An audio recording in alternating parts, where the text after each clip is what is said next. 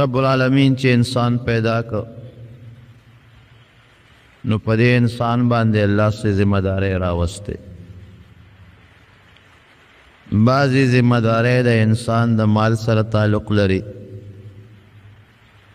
او بعضی ذمہ داری د انسان د سر او د وجود سره تعلق لري. دغه ذمہ داری د اسلام سره او د ایمان سره لازمی دي که یو سړی په دغه ذمہ دارو کې هغه خپل ژوند تیر کړي او هغه ذمہ داری پوره کړي د خدای پاک په نزد باندې دا کامل مسلمان دی. او که الله دا ذمہ داری چې کوم بنده باندې واقع کړي دي نو دغه ذمہ داری دا بنده پوره نه کړي نو بیا دا سړی مسلمان خو به ایمان شته خو یاره ناقص او کمزوری مسلمان به. اللہ فرمائی کہ دے انسان دا خیال دے حسب الناس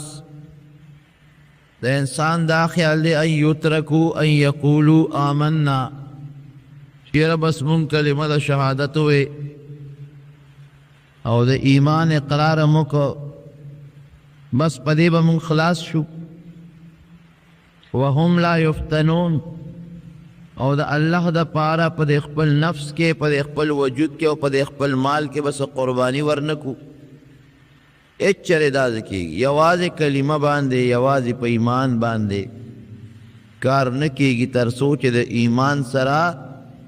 دا ایمان دا پارا چے کم عمل او کم ذمہ داری دا اغا انسان پورا نکی دے خپل نفس باندے او پا دے خپل مال باندے دا خدای حق دے او دا اللہ کا حق با پورا کے یواز آمنا او پا ایمان کار نکی گی بل اللہ فرمائی ان اللہ اشترى من المؤمنین انفسهم و اموالهم بان لهم الجنہ چہ اللہ دا مسلمان نہ دا مسلمان مال و نفس دا جنت پا مقابلہ کے اخلی. اللہ دا سودا در سر کئی کہ تا دا اخپل مال او دا اخپل نفس پا مال راکے او دا غیر مقابلہ کے دا جنت بطال در کو. نورونو مسلمان چی مسلمانی او دا مضبوط ایمانی کلک ایمان او کلک یقین دی با بیا دا خپل ظالم پروان ساتی دا خپل مال بم پروان ساتی دی که پروا ساتی او دا خدای بساتی اگا کار بکی چی اللہ خوشحال شی اگا کار نا بزان ساتی چی پکم کار اللہ خپکی گی طول دنیا دے مخالفی پروانشتو چی اللہ خوشحالی بچی دے مخپشی خدا دے مخپشی قوم دے مخپشی رور تربر دے مخپشی مال دے متاوان شی سر دے مپکلار چکو چی اللہ خوشحال شی چی مسلمانی دغا بیقی دی.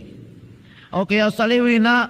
زما مال تبا نقصان شی زما جان تبا نقصان شی زما بچو تبا نقصان شی زما وطن تبا نقصان شی زما قوم تبا نقصان شی خدای خپکی گی خدای رضان کو خپل خوشحالی کی خیر دے پروانشتکا اللہ خپشی او چی ز خپا نشم زما مال خپا نشی زما وجود خپا نشی زما بچی خپا نشی زما خد خپا نشی زما قوم خپا نشی اللہ خپکی گی سر خدای دے اللہ رضان پا خپل خوشحالی کی نظم سکار دے دا سلی ایمان نوتے دے دا مسلمان نشی پاتے کے دے. لا یؤمن احدکم حتی یکون ہواہ طبعا لما جئت بھی نبی علیہ السلام فرمائی خپل خواہش تر سوچتا دے دین تابع نکت مسلمان نشی گردے دے. اسلام کے دے نقصان دی ایمان کے دے نقصان دے. سنچی ہجری دے نبی علیہ السلام دے مدینہ منورے چی شپک کالو شو شپکو کالو کی پیغمبر علیہ السلام خپل وطنو نلید مکہ مکرمے نلی دلا طواف تا بیت اللہ نکو میں سلی چی دا یو وطن نا ہجرتو کنو اخپل وطن دیر خوگ لگی ذکر طول قوم تے پاتے شو کور وطن کلی پاتے شو او دے ہر سن علاوہ بیت اللہ پاتے شو دا خدای کور پاتے شو. نو نبی کریم صلی اللہ علیہ وسلم با اللہ تا رجوع کول او سر بیدا سے اسمان تا اچت کر وی خدای پاک مال اجازت راکا چی دا لارشم مکی مکرمی تا دا خدای دا دے کور اللہ ستا دا کور نی او دا بیا توافو کما یو عمرو کما ستا دے کور تا لارشم اللہ دا اجازت راکا رب العالمین ورطا اجازت ورکوی دیر خدا زان سر مرگری بوزا زجی ستار مان دے استا خو خدا نو لارش پیغمبر علیہ السلام اعلان وکړ چې زه ځم بیت الله ته د عمرې په غرض ځم، نو که څوک مسلمان ما سره تلل غواړي نو تیار دي شي. شپږمه هجري وه او تقریبا د ذیقعدې میاشت وه. د اخترونو په دا میاشت کې چې کوم مونږ خلک ورته د میانې میاشت وایو، رکوټ اختر پسې چې دا کومه میاشت سنچي هجري بالکل آخر دی د ذیقعدې میاشت ته پیغمبر علیه السلام تقریبا د 1400 صحابه کرامو سره د مکې مکرمې په طرف روان شو. مکې مکرمې ته چې کله نږدې شو ډېر لږ مزل پاتې شو. دومره مزل مکې مکرمې ته تقریبا پاتې کېږي لکه دې دی نو پېښور، او ډېر مزل یې وکړ تقریبا 3-3.5 میله 400 میلو پورې تقریبا پیغمبر علیه السلام سفر وکړو. دغه ځای کې د مکې کافران خبر شوي دي په دې لاره کې چې نبی علیه السلام را روان دی او دې طواف کوي او دې عمره کوي. هغې خپل میټینګونه شروع کړل چې موږ مسلمانان نه پرېږدو، قطعا یې نه پرېږدو، د خدای دې کور ته او د خدای د کور دې طواف ته نه پرېږدو، یا به جنګ کوو یا به واپس ځي. مختلفو طریقو باندې کافرانو د مکې مکرمې د نبی علیه السلام مخنیوي وکړو، تر دې حده پورې چې خالد ابن ولید د یو ډېر لوی لښکر سره په یو غونډۍ باندې پټ ناستو او راغې په مسلمانانو باندې حمله وکړه، لیکن خدای مسلمان له برې ورکړ، ټولې جمدي ونیول. هو الذي کف ایدیهم عنکم، قرآن حکیم کې الله فرمایي وی هغه ذات ته چې ستا لاس یې د هغې نه بند کړل او د هغې لاسونه یې ستا نه بند کړل، هغې یې جمدي ونیول او پیغمبر علیه السلام ته پیش کړل چې دا شاه سواران دي د مکې مکرمې په مونږ یې حمله وکړه او مونږ جمدي ګیر کړل. نبي علیه السلام یې پرېږدی مونږ خیراتي بخو، زه هېڅ هم ترې نه غواړو ویې بخل، معاف یې کړل. چې څه منځ لاړل او حدیبیې ته ورسېدل، د نبي کریم صلی الله علیه وسلم چې کومه اوښه وه قصوه، هغه یو ځای کې سملاسته او ملاستې سره پیغمبر علیه السلام ورله چک ورکړه چې دا اوښه پاسي. نو اوښه پاسېده، چې پاسېده داسې یو چکر یې او بیا راله او یو ځای کې بیا کېناسته. نبی کریم صلی الله علیه وسلم ورته بیا اوازونه وکړل، حل حل عربی کې چې سړی اوښه پاسوي حل حل ورته کوي، لکه مونږ خلک چې غوی پاسوي نو هو هو ورته کوي، عرب ورته حل حل کوي. نبی علیه السلام ورته حل حل لفظ بار بار اوی چې دا اوښه پاسي او دې پړي له به چکم ورکو خو اوښه نه پاسېدله. صحابه کرام وی خلعت القصوا، خلعت القصوا، وی د پیغمبر علیه السلام اوښه قصوا ناکام شوه، سفر نه نوره ناکام شوه. پیغمبر علیه السلام په خبره لږ خفه شو، وی ما خلعت القصوا وما کان لها بعاده، وی نه دا ناکام شوې ده او نه دا عادت دی، زما اوښه ناکام کېږي نه په سفر کې ستړي کېږي نه او نه دا عادت دی، ولکن حبسها حابس الفیل، هغې ذات ته زما اوښه بنده کړه کوم ذات چې د ابرهه لښکر په مکه مکرمه تاتلو باندې بند کړی و، خو د ابرهه لښکر یې په عذاب باندې بند کړه او لوی لښکر یې پرې راوسته توتکرو د ابابیلو هغه یې پرې ووو، او زما دا اوښه هغې ذات بنده کړه دې دپاره چې په مکه مکرمه کې جنګ او جګړه جوړه نه شي. خدای جنګ نه غواړي، الله جګړه نه غواړي، زما اوښه یې بند کړه. صحابه کرام هم په هغه ځای کې خپلې خیمې یې خښې کړې، یو پړاو یې وغورځو دمه شو پکې. د مکې مشرکانو وفدونه راولېږل د پیغمبر علیه السلام د صلح دپاره، کله یو ډله راځه هغه واپس ځه، بیا بله راځه واپس ځه، خبرې اترې پکې کېدې را کېدې. نبی علیه السلام حضرت عثمان رضی الله عنه هم ولېږه، حضرت عمر فاروق یې لېږه، ویل یو کس راشه او زه مکې مکرمې ته لېږم چې کافرانو سره د صلح څه خبرې اترې وکړي. حضرت عمر فاروق رضی الله عنه ته ته لاړ شه، وی د خدای رسوله ما ونه لېږې، وی نه ته لاړ شه د صلح څه خبره ورسره وکړه، وی بس ما خو مه لېږه که زه لاړم نو یا به زه چا وجلی یم او یا به ما یو څو برامته کړي. زه خو په دې قصو پیسو نه پوهېږم، په دې حکمتونو مې کار نشته، او که چا خوا دې خوا کل توره به راسره یا به یې زه مړه کړم او یا به ما مړ کړي. داسې یو انسان ولېږه چې هغه مزه نه ځه. نبی علیہ السلام وخندل، مسکی شو، وی دا عثمان رضی الله عنه ډېر صابره دی، دی به مونږ ولېږو. حضرت عثمان رضی الله عنه یې ولېږه. هغې د غوندې عثمان صاحب یو ځای کې لږ نظربند کړو، بیا پرېښوده. دلته یو اطلاع راورسېدله، چا وی عثمان صاحب کافرانو جیل کې واچو، چا وی نظربند یې که، چا وی مړ یې که، مختلف افواګانې راغی. یو اونه وه په حدیبیه کې، سموره غټ کیکر ورته وایي، د هغې لاندې پیغمبر علیه السلام ناستو او ټولو صحابه کرامو سره بیعت وکړو وی د عثمان قصاص بالو د هغه بدل بالو څوک په زما ملګرتیاو کې چې زه لاړ شم او زه د حضرت عثمان رضی الله عنه د یو مسلمان انتقام زوالم څوک به راشي او ما سره په دې خبره کې ملګرتیا وکړي یو عثمان دی ولې بند که دی ولې جیل کې واچو دی ولې نظر بند که څوک به ما سره په دې خبره ملګرتیا وکړي ټول صحابه کرام لاسونه اوچت کړل د خدای رسوله موږ در سره ملګري یو موږ خو د خدای نه غواړو زه چې ورځو پې پیغمبر علیه السلام وفرمایل ما سره بیعت وکړئ یو صحابي به راته او نبی علیه السلام سره بیعت کو په مرګ باندې په جهاد باندې بیعت کو چې صاحب موږ ورځو او د بل په کور ورتلل ګوره احسان کار نه دی ډېر ګران کار دی او بیا د مکې مشرکانو د ګیر چاپېره قبایلو خلک هم راغوښتي د مسلمانانو د ختمولو دپاره ګیر چاپېره چې څومره قبایلو او کافرانو هغه راغونډ کړو چې موږ پیغمبر علیه السلام سره جنګ کوو پرېږدو یې نه جګړه ورسره کوو او دې خوا نبي علیه السلام د عثمان د قصاص دپاره میدان ته وځي او په مکه مکرمه د حملې اراده لري ورځي پې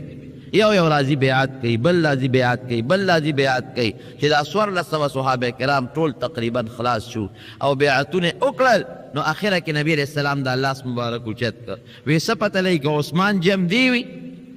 لا خو معلومات نشته نو حضور پاک بخاری شریف کی حدیث دی لاس مبارک اوچت کړ وی دا د عثمان دا خپل لاس او وی دا زما لاس وی دا عثمان د طرف نه ما بیعت وکړ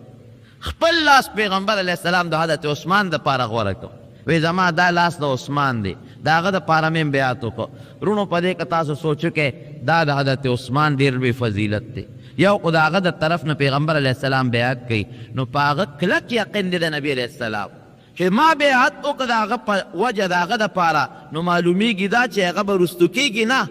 د هغه دپاره ما ذمهداري واخیسته د جنګ بل پیغمبر علیه السلام خپل لاس د عثمان رضی الله عنه لاس وګرځو وی ځای چې پې ورځو بیا وروسته عثمان رضی الله عنه راغی هغه جنګ ونه شو لیکن مسلمانان ټول په دې متفق شو چې هر څه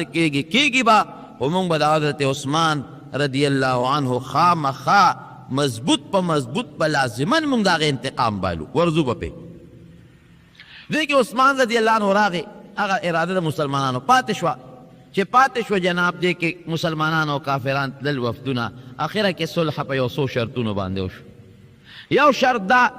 چې سخت کال به مسلمانان واپس ځي عمره به نه کوي دا یو شرط دویم شرط دا چې آینده کال به مسلمانان راځي عمره به کوي او صرف 3 ورځې به تېروي زیاتې به نه تېروي دریم شرط دا چې مسلمانان آینده کال راشي نو تورې به ځان سره کولاو نه ګرځوي تیکې کې به بندې وي تورې دې راوړي خو په تیکو کې بندې به توره به کولاو نه ګرځوي څلورم شرط دا چې که زمونږ نه یو کافر مسلمان شو او دی وتښتېد او مسلمانانو له ورغې نو موږ له به یې واپس راکوي او که د مسلمانانو نه یو سړی مرتد شو کافر شو موږ له راغې نو موږ به یې واپس نه ورکوو څومره سخت شرط بل شرط دا چې د دې صلح موده به 10 کالي 10 کالو دپاره به دا صلح بل شرط پکې دا چې مسلمانانو سره موږ جنګ نه کوو مسلمانان به د 10 کاله کې موږ سره جنګ نه کوي او چې د مسلمانانو کم یاران او دوستان دي موږ به هغوی سره هم جنګ نه کوو او چې زمونږ کم یاران او دوستان دي هغوی سره به مسلمانان جنګ نه کوي بل شرط یې دا ولګاو وی که چېرته کم یو فریق د بل فریق دوستانو سره جنګ وکړو دا صلح به ماتې ختمه وي دا یو 10 شرطونه په پیغمبر علیه السلام باندې ولګول او نبی علیه السلام په هغوی ولګول حضرت عمر فاروق رضی الله عنه راغی وی د خدای رسوله ما واورېدل چې تا کافرو سره دا شرط ومنه چې مونږ به سخت کال واپس ځو مونږ به سخت کال عمره نه کوو واپس به ځو وی او عمره دا شرط مې ولګاو وی تا چې وی عمره به کوو تا چې مونږ دې له را روان کړو چې مونږ به عمره کوو وی عمره ما خو تا ته دا نه ویلې چې سخت کال به عمره کوو ما خو دا درته نه دي ویلې چې سخت کال به عمره کوو وی زمونږ دا دین په حقه نه دی وی بالکل وی ته په حق نه وی بالکل په حق یم وی دا دومره د ذلت جون مونږ ولې برداشت کوو مونږ به اوس واپس ځو او بیا به کال پس راځو او زمونږ نه که کوم سړی وتښتېد دوی به یې نه راکوي او که دوی نه وتښتېد مونږ بیا ورکوو دا شرط ډېر ګران دی ډېر سخت غوسه او دا هغه ایماني غیرت دی ښه دې ته ایماني غیرت وایي خدای پاک دې داسې غیرت په مونږ کې هم پیدا کړي دې ته غیرت وایي د هغې نه که څوک راغی نو مونږ بیا وله ورکو او که د مونږ نه څوک لاړ نو دې دې مونږ له نه راکوي دیتا غیرت و ایمان وی. نبی کریم صلی اللہ علیہ وسلم فرمائی اے عمرہ ما تا چی دا اللہ دا طرف نا کم حکم کی گی دا خدا غی تابیداری کو، ما تا دا خدای را طرف نا حکم امددے خبر شوی دے او دا شرطون وسر منم، باقی اللہ کوئی شوکار پیشا او عمر خپکے گا میں انشاءاللہ چی دے شرطونو کے خدای مونگ لخیر رکی. او مغا سی شو بیا ورغی حضرت ابوبکر صدیق لورغی دے غصہ کنا دینی جذبہ و غیرت سے پکی. وی ابوبکر مونگ پا حق یو کنوی بے شک. وی نبی علیہ السلام پا حق پیغمبر دے کنوی بالکل بے شک پا حق پیغمبر. وی نبی علیہ السلام مونگ عمری دا نیو روستے وی ولینا نو بیا واپس ولی بوزی. ابوبکر صدیق رضی اللہ عنہ ورطا فرمائی وی تا تا نبی علیہ السلام دا ویلو رونو دا چندہ لگا زیادہ واچے وی زمون بل دا جماعت دیر لوی بل لاغلی دے تقریباً 300 روپے دا جماعت بل لاغلی 300 روپے. نو پکی مربانی زیاد چلی گئے بل دا سوب یونٹ جمع شوی دا ممتی دا بجلے دا جماعت دا کار کون آغا ٹیوبلم لگے دلیو نو تاسو مرگری پورا دا اخلاص نا کار واخلے او دے صادر سر امداد اوکے کہ دا جماعت دا بل کم از کم اداشی خدای پاک بدر اللہ اجر در کی. نو دا خبر دا چھے ابو بکر صدیق رضی اللہ عنہ توم اقا خبر کئی وی نبی علیہ السلام نو ویلی چھ عمرہ بکو وی تا تے ویلو چھ سخ کال بکو یہ سنگ نبی علیہ السلام جواب ورکڑو مقتے ہوئے تا تے دا ویلو چھ سخ کال بمنگا عمرہ کو وی عمرہ دا خدای پیغمبر دے او چھ خدای و تص حکم کئی دا غی تابداری باغم کئی منگ بیم کو. پروست بیا عمر فاروق رضی اللہ عنہ ہوئی وی دا خبر خمار دا دینی جذبے پا برکت اکڑے کوئی قسم دے بیا پہ دیر خپاؤں چھ ما دا نبی علیہ السلام مخ کی دومر تیزی خبری ولی اکڑے وی دیر غلامان و عمریان میں بیا ذات کل چھ خدای پا دی غلطے و پا دی گناہ میں وننی سے دغی وقیرون دا خبر آتا رکھے دلا او نبی علیہ السلام عمر تسوئی وی عمر وی تولی خپکے گے وی کزا مونگ نے یو صلی اللہ علیہ مرتد شو کافر لو تختید نو مونگ لدے دورانکی مونگ پی سکو مرتد شو مونگ پی سکو ندے راکی او کدا غین یو صلی رو تختید و مسلمان شو وی مونگ بے واپس ورکو انشاءاللہ تی خدای پاک بپاغی کے دیر لوی خیر واچے اغلا با خدای دا مسلمان ہے او دا ایمان او دا کولا و لار خدای توفیق بور کے اللہ بورتکار آسان کی. جناب دیرا خبر کولے دا کافرو دا طرف نا چکم نمائندہ دا غنم سہیلو رستو دا مکی مکرمی دا فتح پا موقع دی بیا مسلمان شوید دیرا خبر کئی صلحہ کئی او خبر ترکی گئے لکن لانے دی شورو شوید چی دی درمیان کے دا غی سہیل چی دا کافرو کم نمائندہ دے مشر دے دا غزوے دے ابو جندل رضی اللہ تعالیٰ عنہ پا زنزیرون باندے تڑلے دے لاسونے مولا تڑلے دے او خپی هم ولا تړلی دی لاس او خپی یې تړلی دی ورځه دا جماعت د کوټې نه کم کورونه ښکاري د هغې د مهربانیو کې لږه پرده وکړي دا ملګري ګڼ دي چې دوی بره په جومات په چت باندې مانځه ته ودرېږي کم کورونه چې جومات د پوړو نه ښکاري هغې د مهربانیو کې داسې نیم ګنټې دپاره د مونږ د مانځه د وخته پورې لږه پرده دي وکړي چې کم ملګرو ته ځای نه هغه پوړو باندې بره خېږي خدای مو بخه بره ودرېږي خیر او دا ماشومان که بره وخیږي نو ښه به دا واړه چې څومره دي خو بره روانې نه کړي دا مایه ټوپونه موپونه وایي او جګړې جوړې نه کړي ماشومان د مهربانیو کې بره وخیږي یا که د چا ځای نه نو هغې دې هم بره وخیږي. دغه ابو جندل رضی الله عنه په دې لاسو نه او د دې خپو نه یې تړلی دی بلکل او دې دقه د چې راغی او غورځېږي او اوچتېږي او ځان یې مسلمانانو لره ورسو وی د خدای رسوله ما خو ایمان راوړی دی او زه دقه د پلار او د خپلو رشته دارانو د لاس او خپو نه تړلی یم زه تاله واپس دا تاله راله د ده دا پلار د صلح کې اوس نماینده دی ورپاسې د خپل زوی یو څو څپېړی و د مسلمانانو مخکې یو و د نبي علیه السلام مخکې یو و ګوره که نبي د خدای رسول دا د پلار دی ویې والم نبي علیه السلام د پلار نه خلاص دا پلار یې وایي چې د کافرو نماینده دی او دی هم کافر وایي ما دا زوی ماله راکړه نبی علیہ السلام ته ولی وی تا ما سره شرط لګولې دی وی لا خو زمونږ خبرې چالو دي فیصله خو هم لا نه ده کړې نم لیکل کړي دي نم لا پوره خبره کړې را خو لا زمونږ صلح نه را شوې دی به واپس راکې هغه ورته وی نه که دی واپس نه راکې لاړو جوړه نه کو نه کو جوړه دی به خامخا واپس راکې نبی علیہ السلام ته ګوره دی ما ته پرېږده خیراتی را تا پریدا پیسے رانا والا خودی رانا واپس مغوالا وی خام خیدنا واپس غوالا نی پریدم خام خواب راکے پیغمبر علیہ السلام ورطا دیر منتونو کل خواغا نمانلا نبی علیہ السلام د ابو جندل ته وی مرګري خپه کېږم زه دې ورکوم ځکه ما صلح کړی او شرط مې لګولی اگر چې لا دسخط نه شوی خو زه پې راضي یم په دې شرط او دوی هم پې راضي دي نو زه به تا دوی له ورکم او ته خپه کېږه الله به تا له لار پلو کړي او خدای پاک به دې واپس راولي خدای پاک به د انتظام او بندوبست په درلو کړي هغه چې دا واورېدل چې ما واپس ورکوي نو هغه دا کمیس وویسته او دا شاید یې ټولو مسلمانانو ته وښول وی مسلمانانو زما د املا ته وګورئ ټول املا چاپې چاپې او داغونه پې ولاړو حضرت عمر فاروق رضی الله عنه کې خو ډېره لویه جذبه وه هغه خو د میدان نه لاړ وی زه خو دې ته نشم کتی لاړ چې د یو ګوټ کې کېناسته وی نبي علیه السلام دا ته څه کې اوس دا یو هلک دی او د ټولو مسلمانانو نه درخواست او فریاد کوي چې ما بچ کې او ته بیا هم ورکې کافرو له خو لاړ وی زه خو دې خبرې ته نشم کتی بس خو چې نبي علیه السلام څه کوي نو کوي هغې کې خو یو جذبه وه دیني لیکن خدای پاک هغه کارونه کوي چې کم کار کې د رب العالمین یو حکمت او خیر پکې نبی علیہ السلام هغه ته تسلي ورکړه او ټول صحابو جړل دی واقع ځکه مسلمان په مسلمان خامخا زړه خوږېږي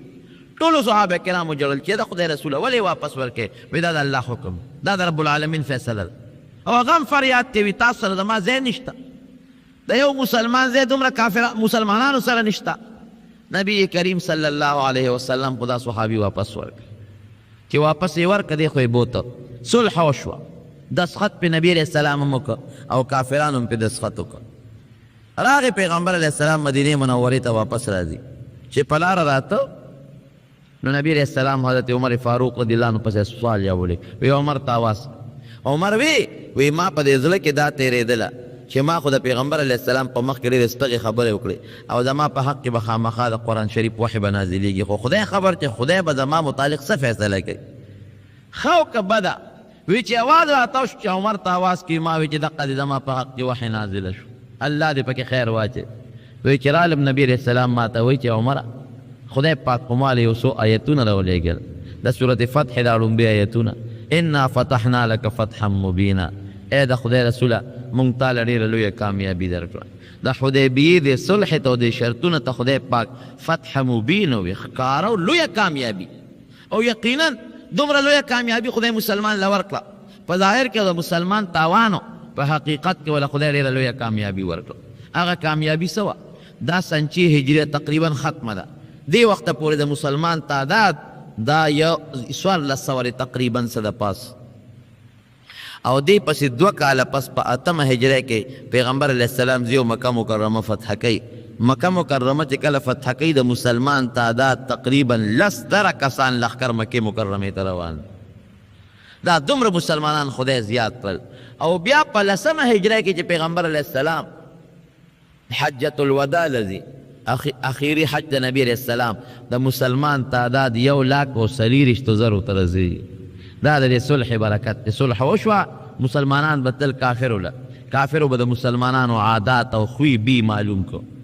کافر بدل تراتل مسلمانانو ځکه صلح وشوه د مسلمان اخلاق هغوی د نږدې نه ولیدل د مسلمانانو قرآن یې د نږدې نه واورېد د پیغمبر علیه السلام حالات به د نږدې نه ولیدل دلادل به خدای پاک مسلمانول ځکه جنګ کې خو یو بل سره لیدې نه شو نو یو بل له مخې له ورتلی شو نبی علیہ السلام چې کله مدینې منورې ته لاړ یو بل صحابي دی حضرت ابو بصیر رضی الله تعالی عنه اپا منډه راغی مدینې منورې ته کېناست نبی علیہ السلام ته وایي د خدای رسوله وی ما خو ځان د کافرو نه راخلاص کړ او تښتېدم پیغمبر علیه السلام وی ډېره ښه ده کېناست چې کېناست یو 2 کافران ورپسې راله توره پلات وی مونږ د مکې کافرانو رالېږلي یو خپلو مشرانو او مونږ ته یې ویلي دي چې زمونږ یو سړی تاله را تښتېدلی دی او تا مونږ سره دا شرط لګولی دی چې که زمونږ یو کس راوتښتي نو مونږ له به یې راکې نو دا سړی دی مونږ له یې راکړه چې مونږ یې ځان سره بوځو پیغمبر علیه السلام وی بلکل ما وعده کړې ده او زه به یې درکوم هغه هم ورته واپس هغه هم ډېرې چغې ووهلې د خدای رسوله ما واپس ورکې خو وجنې مې ولې ما واپس ورکې وی ما شرط لګولی دی ما وعده کړې ده زه چې کومه وعده وکړم د وعدې خلاف ورزي نه کوم خدای پاک به تا لم لاره وباسي لار به درله پوله وکړي دی یې ورکړه چې په لاره یې بوته نو د کافرانو سره دواړو سره تورې دي یو ځای کې کجورې مجورې خوړی حضرت ابو بصیر رضی الله عنه تش تور دی یو کافر ته وایي وی ملګري ډېره خشته توره دی نه ده نو چې د چا تورې صفت وکړي نو هغه لږ په جوش کې راشي ډېره اعلی توره دی نه ده هسې خل دی هغه ورته وایي وی په دې ما د ډېرو کافرانو د ډېرو خلکو نه سټونه والي وګوره کنه لاس کې دله ورک وی ته خو وګوره چې د لاس کې واغېسته هم په هغه د پاسه یې وکته اوچته یې کړه هغه یې راوبرولو سر یې ته خوا کړه ودرېږه چې په ته تجربه وکړم چې ښه ده که بد اوس هغه بل ملګري چې پوه شو چې د ما نه خو یو مړ کړه نو بس هغه هم دوه خپلې دوه پردی منډې کړه غره غره مدینې منورې ته دې ورپسې دی اوس اتې مخکې دې ګوره کافر کړنی په مسلمان کړی یعنې ده سره هم توره ده او هغه سره هم توره ده نو هلکه ودرېږه ورته کنه توره تا سره هم ده توره ده سره هم ده سره مقابله به وکړې نه مسلمان ورپسې دی او کافر ته منډې وایي تختي راو تختې ته مدینې منورې ته چې راغې نبي علیه السلام په مدینه نبوي کې ناست چې ویې کتل وی دا سړی یارې راغښتی دی وایي هر څه چل چې دی خو یارې راغښتی دی چې راغې پیغمبر اعظم ته وي د خدای رسول هغه یو خو یې راله مړ که او ما هم وجني دغه دې راپسې راغی راسې حضرت ابو بصیر رضی الله عنه سره توره په لاس کې ده وی د خدای رسول یو خو مې ورته فیصله کړه وی دا بل هم راته پرېږده کښېنه د الله بنده وی دا سړی دې مړ کړه اوس به څه کېږي دی ورته وایي ښه دی را سره اوس ولېږه زما خو یې ملګری مړ کړه او که زه مکې مکرمې ته لاړ شم یوازې نو بیا به را کافر به زمونږ مشران به سخت غوسئ بیا به را سره نور ملګري را لیږي نو مهرباني وکړه دې را سره اوس ته ولېږه نبي علیه السلام ته وایي پیغمبر علیه السلام ورته وایي دغه دې بویه ده که دوی سره ولېږم بویه ده نه وایي زه خو یوازې نه شم بوتلی اوس ما پې برابر خپل ملګري ورسره که چې ما سره یې بوځ ابو بصیر رضی الله عنه وایي د خدای رسول تا خپل شرط پوره کړ زه دې ورکړم دا خو زما کمال و چې ما ځان را خلاص کړ ما به اوس نه ورکې حضور پاک وفرمایل ویل امه مسعر حربین وی دې جنگ ګرمی دا صحابي اوس زمونږ او د کافرو منځ کې صلح وشو دې لانجه خرابوي وی څوک شته نه چې دې پوه کړي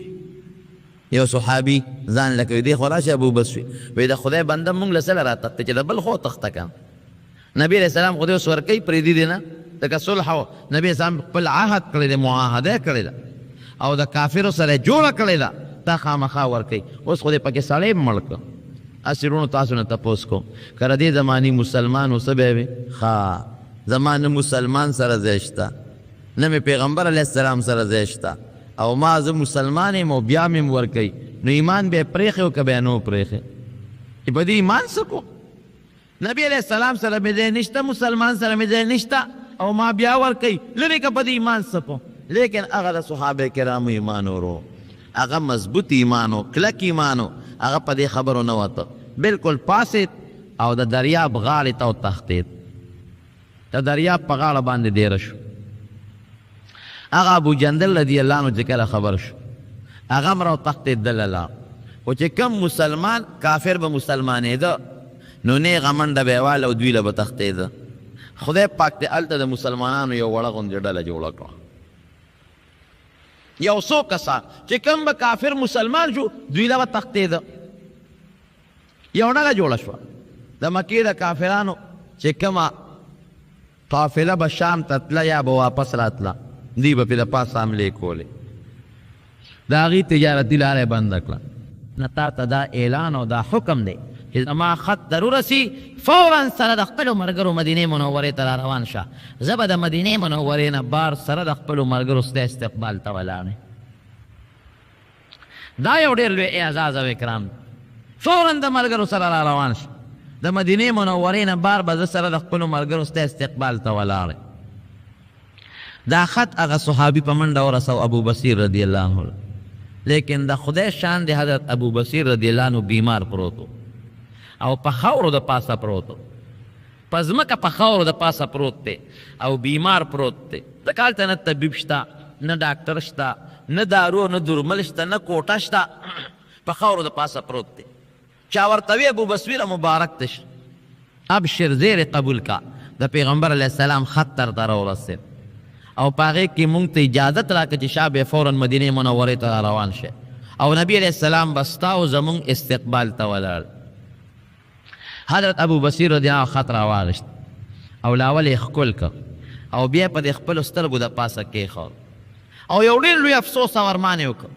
خدای پاک ته سر اوچت کوي یا الله ما خو ایمان دې له نو راوړه چې زه به د دریاب په غاړه مرم ما خو دې له ایمان راوړه چې زه به د پیغمبر علیه السلام سره ډېره ملګرتیا وکړم د هغه د جنډې لاندې به زه جهادونه وکړم او د هغه د دشمن سره به ډېر لوی جهاد وکم او زه به د کافرو د لاسه شهادت ته رسېږم. ما خو دوی له ایمان راوړ چې زه به د نبي علیه السلام خوا راټینګه کم، هغه سره به ناسته وکم، د هغه خدمت ته وکم. خو الله قسمت کې دې راله دا نه ولیکلې. خدایه نه مې د پیغمبر علیه السلام خدمت وکړو، نه مې ورسره په یو سفر کې ملګرتیا وکړه، نه مې د هغه د جنډې لاندې جهاد وکړه، نه مې هغه پسې مونځ وکړو، نه مې د هغه خدمت وکړو. پیغمبر علیه السلام سره د خدای راله ناسته نصیب نه کړه. خو په دې د خدای لاک لاک الله ستا شکر ادا کوم چې آخر وخت کې د پیغمبر علیه السلام د خط سره خو مې ملاقات کېږي که نه. خدای په دې د شکریه ادا کوم چې آخر وخت کې مې د حضور پاک نه مبارک خط سره خو ملاقات کېږي. ډېرې وجړل سره د خپلو ملګرو، خط یې راواغېست او په سترګو یې بیا کېښود او په خولې باندې شونډ او ساعت یې وخته، هغه وخت سره وفات شو. ملګرو ته یې وی زه خو د تلو نه یم، ما نه ساه خېږي د ما ځل قدم دی، خو تاسو به مهرباني وکړئ فوراً به روان شئ او د نبي علیه السلام مخې له به لاړ شئ، استقبال به یې وکړئ او زما له دې خبرو اطلاع به وله ورکړي او زما د طرف نه به حضور پاک ته زما ډېر لوی سلام پیش کړي. وفات شو. خبره مې دې پورې کوله چې ایمان او اسلام دغې ته وایي لکه صحابو له چې خدای کوم ایمان او کوم اسلام ورکړی. کلک غیرت او کلک ایمان دې ته وایي، نه پروای مال او نه پروای نفس، نه پروای اولاد او نه پروای بل د چا پروا به هم نه ساتې د خدای دپاره. نی مسلمان سره دې شته او نه کافر سره دې شته. ضاقت علیه الارض بما رحبت، ځمکه پې تنګه ده، هېڅ چا سره ځای نشته، لیکن ایمان یې په خپل لاس کلک نیولی دی، د ایمان پرېښودو والا نه دی. مسلمان دې ته وایي او د مسلمان غیرت دې ته وایي. ورونو پیغمبر علیه السلام د مکې د مشرکانو سره دا صلح وکړه، بېشک تاسو ته معلومه شو بالکل صلح یې وکړه. لیکن تاسو نه دا تپوس کوم چې دا صلح نبي علیه السلام د مکې د مشرکانو سره وکړه، دی دې له وکړه چې بل مسلمان سره به پې جنګ کوم، ما او تا به یو شو مسلمان به ووهو، دې لپاره یې صلح کړې وه. د مکې مشرکانو سره چې نبي اسلام په حدیبیه کې کومه صلح وکړه، دې څه لپاره وکړه؟ دې له کړې وه چې مونږ او دا مشرکان به یو ځای کړو، بل مسلمان به پې وډبو. دا صلح دې لپاره کړې ده؟ نه. نابل اوس خو زمونږ جرنیل صاحب بله خبره وکړه که هغه خو همدې حدیبیې والا مثال ورکړو، وی د پیغمبر علیه السلام په حدیبیې کې د مشرکانو سره صلح کړې ده، نو وی که زه د امریکې سره صلح وکړم نو څه چل به وشي؟ الله بدبخته هغه خو صلح دې دپاره وکړه چې د مسلمانو د کافرانو منځ کې ډېر زیات جنګونه وشو. هغه شرطونه د مسلمان هم منلې کېدل او د کافر هم منلې کېدل. زه جوړه ده وکړو جوړه ښه شی دی، اوس هم تاله اختیار دی مسلمان سره جوړه او که امریکې سره مو که هندوستان سره مو که ځه هندوستان ستا قریبي دشمن دی، تا ته بالکل اجازت دی صلح ورسره وکړه، جوړه ورسره وکړه. چین د خوا کې دشمن دی، صلح ورسره وکړه. روس د خوا کې دشمن دی، صلح ورسره وکړه، تا ته اجازت دی. او لوی دشمن ستا هندوستان دی، ورسره جوړه وکړه، صلح ورسره وکړه په کومه طریقه چې ورسره وکړه. لیکن صلح دې دپاره نه چې مسلمان به پې ووایي. ته خو که امریکې سره صلح کوې په دې خیال کوې چې د افغانستان دا مظلوم مسلمان پې ووایي، دا په کوم شریعت کې جایز دی؟ ایمان دې ته وایي چې د چا پروا به نه ساتې او ته لګیا چغې وې یاره زما جوهري ټکنالوژي ته نقصان دی او زما د ملک خپله دفاع ته ضرورت دی، افغانستان وروسته زما ملک مخکې دی. خیر دی که مسلمان پې ووام، خیر دی که دا غریب او دا بېکس او بېڅوک افغانستان پې تباه کم او امریکا ورپسې راولم. ورونو دا یاد وساتئ، دا راته کلاو خبره کوم، دا مونږ مخکې هم اعلان کړی و په تېره جمعه زنوم، ځکه زمونږ مظاهره و په پېښور کې. دا مخکې هم اعلان دی د مسلمان او دا اوس هم اعلان دی د مسلمان چې امریکا د مسلمان کلک دشمن دی. په ټوله دنیا کې د مسلمان دشمني شروع کړې ده، په کل دنیا کې. په فلسطین کې دا د مسلمانان تباه کړل، برباد یې کړل او یو مسلمان د ورځې په شلګونو مسلمانان وژلې کېږي په فلسطین کې، او اسرائیل یې ورته کلاو پرېښي دي. اسې دا ظلم نه دی، دا زیاتې نه دی. اقوام متحده ده او سلامتي کونسل دی او بل دی او بل دی او دا د هغې فیصله ده. یو سړی چې د دوو دشمنانو جوړه کوي نو چې دی د انصاف جوړه کوي، د یو نه به هم وسته والي او د بل نه به هم وسته والي، دواړو نه به یې غونډه کوي. او چې یو نه وسته والي او بل ته یې پرېږدي، دا د انصاف جوړه ده، شریف نه ده. اقوام متحده او سلامتي کونسل دی دا فیصله کړې ده چې اسرائیل خیر دی که اټم بم جوړوي، خیر دی که میزایل جوړوي، خیر دی که د بل چا نه په بیالي، خو فلسطین مسلمان سره به ټوپک او تماچه مني. دا ظلم نه دی. شیلی دی ورته ودرغه او شرمخ دی ورته پرېښود. دا په بوسنیا کې چې د دنیا مسلمانان د سربیانو د لاسه شهیدان شو او سرب له دوی وس نه ورکوي او سلامتي کونسل فیصله کړې ده، اقوام متحده فیصله کړې ده چې مسلمان ته به وسله نه ورکوي. دا څنګه اقوام متحده دی؟ زه خو د خپلو ته حیران یم. شق وغورځوه په دا اقوام متحده، توبه ترې وباسه. اقوام متحده کاغذونه غونډو شلوه، دې ته زموږ دا څنګه اقوام متحده دی د مسلمان غم نشته د کافر غم شته په عراق کې چې دا مسلمانان تباه کړو د امریکې دا بمبار جزونه ځي او ورځ تر ورځه په هغې بمباري کوي دا مسلمانان یې شهیدان کړل ښځې شهیدانې کړې ماشومان یې شهیدان کړل دا دهشتګردي ده کړنو که نه ده دا ظلم دی او که دا ظلم نه دی د هغې غم نشته عراق کې د مسلمان برباد کړ په بوسیا کې د مسلمان برباد کړ په فلسطین کې د مسلمانان برباد کړ دا دهشتګردي نه ده خو که ستا په ملک کې او ستا د ملک خلکو ستا بیړه غرقه کړه او ته تباه کړې نو دا دهشتګردي ده دا یاد ساته موږ مخکې هم د اعلان کړی اوس یې هم ورته وو چې دا یهودو کړي دي د مسلمان د والو دپاره او نن اخبار وګوره امریکې غوندې د ټیزن قوم په مخ د ځمکه بل نشته کافر ډېر بې غیرته دی تاسو نه لیدل د ابوبصرې په دې واقعه کې هلکه خو توره تا سره هم ده او توره ده سره هم ده زموږ په کلي کې رحمان حسن ملک خدای پاک دی وبخي هغه به یو خبره کوله عجیبه هغه عجیبه خبرې به کوله ملک رحمان حسن خدای دې وبخي هغه به یو خبره کوله هغه به وی چې د یو نه تختې نه وي د ده نه غټ دله بل نشته او چې دوو ته ودرېږي نو د ده نه هم غټ دوس بل نشته وایي د یو نه به تختې نه او دوو ته به ودرېږي نه نو هلکه خو هغه هم یو دی او ته هم یوې تا سره هم تور هغه څه تختې د څه لپاره دا د مسلمان روب دی او د کافر پړه کې یره دغه د جلسې او جلوسونو ورپسې ووتل علما کرام میدان ته راووتل عوام میدان ته راووتل نن یې دومره مضبوط ټیز واچو چې د هغې هغه غرض د دنیا ګوټ ګوټ ته ورسېد کوله اعلان یې وکړه یاره وي په اوسامه اوسه پورې زمونږ څه ثبوت پیدا نه شو او ثبوت نشته او فلحال لا زمونږ د حملې کولو څه اراده هم نشته او مونږ اوسه پورې له حمله کوو نو مې ته کولی نه شې ته د خدای د طاقت مقابله کولی نه شې الله هغه ذات ته چې د ابرهه لښکرې په ابابیلو په توتکرو و تباه او برباد یې کړ ته وایې زما ملک ته د دنیا میزایل نشي رسېدی تا له خدای د خپل جز نه میزایل جوړ کړو ته یې پې د پاسه ووالې او دومره یې دله مړه کړل چې اوس د هغې د غونډولو چل هم دله نه درځي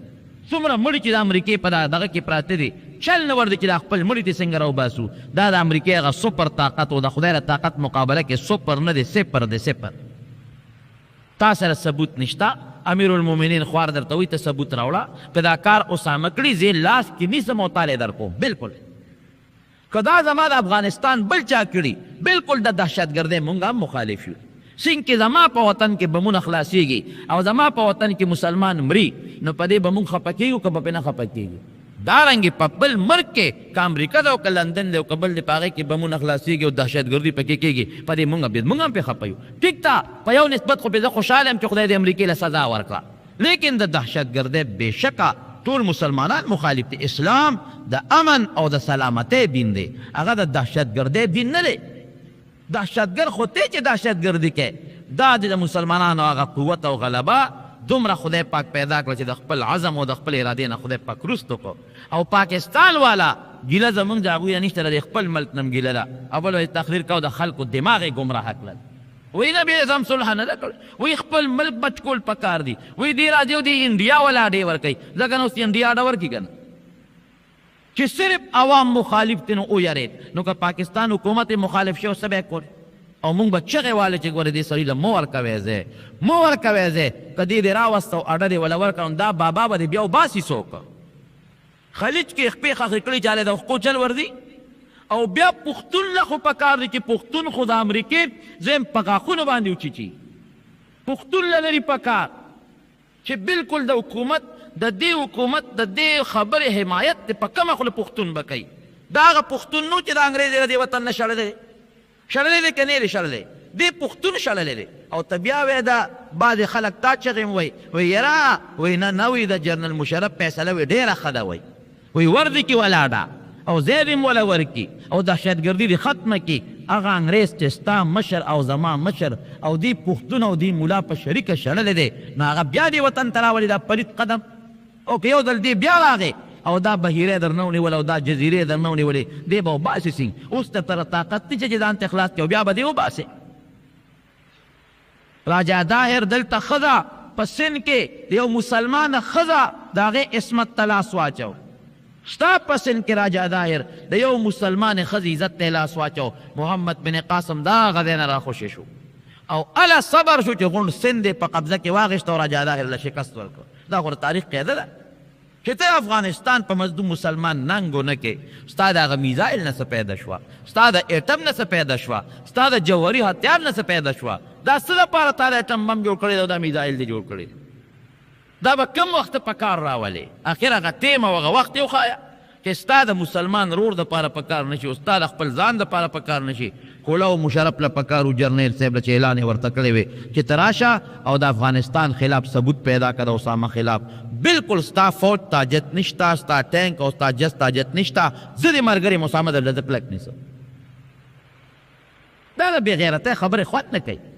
عوامو کې د غیرت دی وی زه سپه سالار یم او زه وی د دې قوم مې سپه سالار یم خو بزدل سپه سالار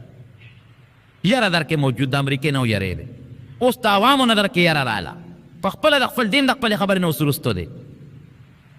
یو وخت یو سوی بل وخت کې بل سوی خدای پاک دې په مونږ کې کلک ایمان پیدا کړي خدای دې مونږ کې کلک طاقت پیدا کړي نن هغه وخت دینونو د قیامت پر ورځ باندې دا خبره د ما وکوږو ته ورسوی د قیامت پر ورځ د اسامه به لاسې او د ټول مسلمان ګریوان وي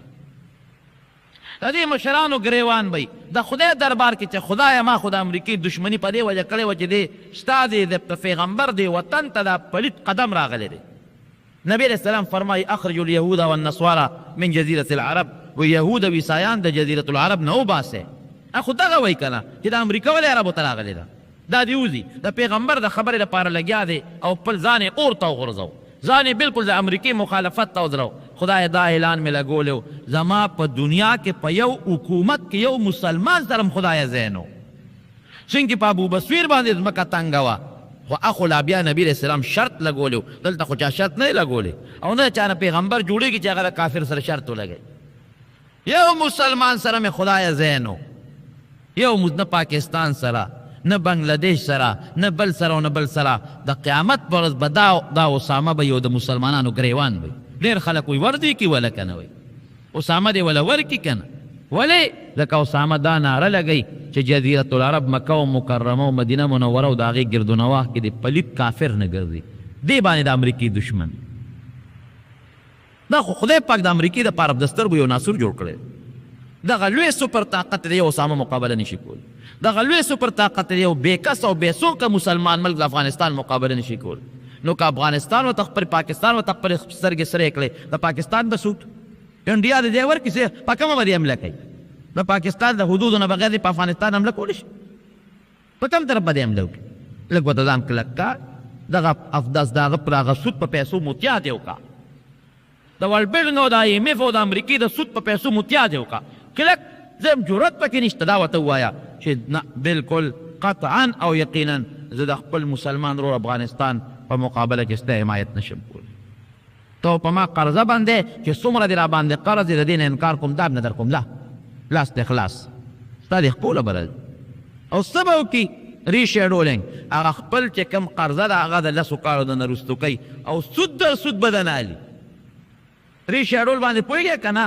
وی دغه یې ورته او که دا قرضه یې ورته معاف کول نشته لسو کالو دپاره به یې نه غواړم لیکن سود در سود به درنه غواړم سود در سود دا چې 10 روپۍ اوس سود کېږي نو یو کال پس به 20 راکې بل کال پس به 13 راکې بل کال پس به 40 راکې اوس یو ارب قرضه ده نو کال پس به 2 اربۍ 10 کاله پس به 10 اربه قرضه راکې دې ته ریشیډونینګ وایي تپوس وکړه دې وکیلانو نه ته خو ملک نور هم غر کې زه یاره خو سبا به یا زه یمو یعنې ملک پیشه او دوی پیشه خدای زمونږ په زړونو کې د ایمان او د اسلام طاقت پیدا کړو او دا یو خبره ده شکر دې په دې مونږ خوشحاله یو زمونږ دا لیډران خدا خو بې خوند دي دا بعضې لیکن عوامو کې شکر دې د دین جذبه شته دې باندې مونږ فخر کوو که د ایمان یا د اسلام یا د خدای یا د قرآن یا د مسلمان متعلق څه خبره وشي یاره د پاکستان عوام بیا د خدای دپاره میدان ته وځي انشاءالله او تاسو ته اوس هم دا وایم چې کوم ځای د امریکې خلاف یا د یهودو خلاف د دې خلکو خلاف جلسه وي یا جلوس وي کلک د هغې میدان ته وځئ د هېڅ څیز پروا مه ساتئ یو د الله پروا ساتئ خدای به انشاءالله بری درکړي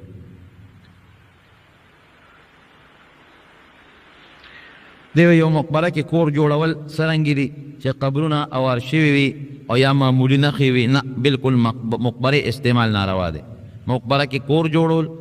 په مقبره کې ځان لا مستقل د سکونت یعنی وقف مقبره ده او دې کې کورونه جوړول او دا قبضه کول دا بالکل ګناه دي که قبر پکې وي او که پکې نه په مقبره کې کورونه جوړول او مقبره په خپله قبضه کې راوستل دا ګناه دي بالکل او چا چې د مقبرې ګورې خیال هم نه ساتلی هم خدای غرق کړي بعضې خلک مقبرې رونیسي او خرڅوي یې او په هغې پیسې اخلي، دا هم ډېره لویه ګناه ده. د منځګزار مخې ته څومره تلو کې فاصله جایز ده. خبره دا ده رونو چې کوم ځای یو سړی مونځ کوي هغه له خدا دی چې ځان ته یو سوتره کښېږدي، سوتره ده یو ډکې دې ښخ کړي، یو کونټی دې ښخ کړي، یا که ډکې او کونټی نه یو کرخه ځان ته داسې د محراب په شکل کې کښېږدي، کرخه ته وکړي ځان ته، دا د ده طریقه شوه. او که بل سړی د مخې ته تېرېږي نو دی به دونه فاصله کې تېرېږي چې دا منځګزار مونځ کوي او سجدې دی ته ګوري او بیا هم د نظر لاندې کوم علاقه راځي، تقریبا 3 غزه یا 4 غزه، بعضې فقهاو 3 غزه ویلي دي، دومره کې نږدې ورته مه ځه، او که بیا ته لرې ځې نو خیر دی، یا که دې ښکته ولاړ ته دې اوچت ځې خیر دی، یا که دې اوچت ولاړ ته دې ښکته ځې نو بیا هم بعضې علما د هغې د جواز قایل دی. صلات حاجت د مونځ طریقه خو په احادیثو کې شته دی، 2 رکعاته مونځ به وکړو، د احادیث یو دعا ده هغه به ولولې، او که د عربۍ دعا نشي ویلی نو صرف 2 رکعاته مونځ وکړه د حاجت په نیت چې خدای زما د حاجت ته پوره کړي، او د مانځه نه پس د خدای حمد ووایه، په پیغمبر علیه السلام درود شریف ووایه، او بیا خپله پښتو کې دعا وغواړه، اخره کې بیا په نبي علیه السلام درود ووایه، خدای پاک به دعا قبوله کړي. بس د صلات حاجت دا اسانه طریقه ده، د عربۍ دعا شرط نه دی. 2 رکعاته مونځ په دې نیت چې خدای زما دا پلان کې حاجت دی او الله سره له پوره کړي، او د مانځه نه پس د خدای حمد، په پیغمبر علیه السلام درود شریف، بیا خپل حاجت وغواړه، او د هغې نه پس بیا درود ووایه، دعا وکړه. او دلته یو مریض دی د جمع دعا غواړي، دعا وکړئ مولانا جناب رب العالمین زمونږ ټول مریضان چې څومره دي ته وله شفا ورکړي، ټول په مخکې افغانستان ته دعا وکړئ چې خدای د افغانستان امداد وکړي، د دنیا چې څومره کافران دي دعا ورته وکړئ چې خدای پاک کی مسلمانان کی، او که اسلام په قسمت کې نه خدای په خپل قهر تباه او برباد کړي. څومره مسلمانان دی الله ته امداد وکړي، د پاکستان د مسلمان هم امداد وکړي، او دا غننګي د افغانستان د مسلمان هم امداد وکړي. الله چې څوک مریضان دي ته وله شفا ورکړي، څوک قرضداران یې د قرض نه اخلاص